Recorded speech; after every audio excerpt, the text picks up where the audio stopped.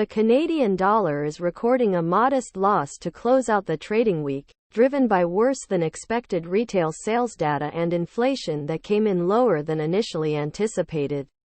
The loonie has pared its 2020 losses significantly this year, but it is on track for a loss of about 0.1% for the week.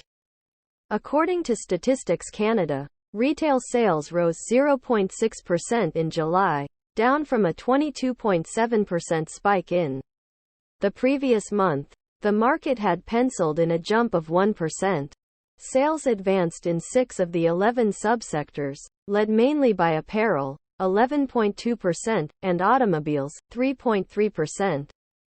But the Canadian economy saw a decline in food and beverage sales, general merchandise, and sporting goods, hobby, and music. Overall, retail sales, which have risen at an annualized rate of 2.7%, have seen a V-shaped recovery. Wholesale sales climbed 4.3% in July, coming in better than the median estimate of 3.5%.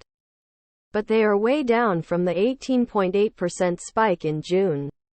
Earlier this week, the statistics agency said that the consumer CE index, CPI, in August dipped 0.1% for the second straight month. Transportation and education costs fell, but food, household goods, housing, and haircuts jumped. Manufacturing sales picked up 7% in July, worse than the expectation of 8.7%. New motor vehicle sales edged up slightly. On the labor front, the ADP reported that private sector payrolls fell 205,400 in August. Canada maintains a current account deficit, so exports are imperative for the Canadian economy.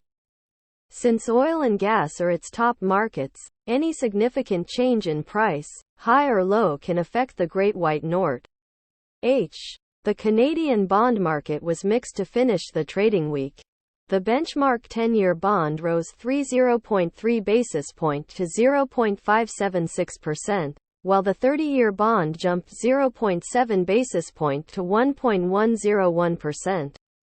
The USD-CAD currency pair rose 0.22% to 1.3196, from an opening of 1.3166, at 1913 Greenwich Mean Time on Friday. The EUR/CAD increased 0.27% to 1.5639, from an opening of 1.5599.